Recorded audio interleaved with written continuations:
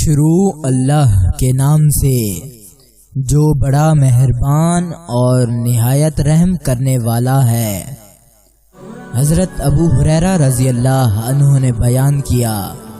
کہ میں نے رسول اللہ صلی اللہ علیہ وآلہ وسلم سے سنا،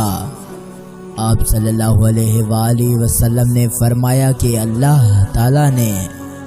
رحمت کو جس دن بنایا تو اس کے 100 حصے کیے اور اپنے پاس ان میں سے 99 رکھے، اس کے بعد تمام مخلوق کے لیے صرف ایک حصہ رحمت کا بھیجا۔ پس اگر کافر کو وہ تمام رحم معلوم ہو جائے جو اللہ کے پاس ہے تو وہ جنت سے نا امید نہ ہو، اور اگر مومن کو وہ تمام عذاب معلوم ہو جائیں جو اللہ کے پاس ہیں تو وہ دوزخ سے کبھی بے خوف نہ ہو۔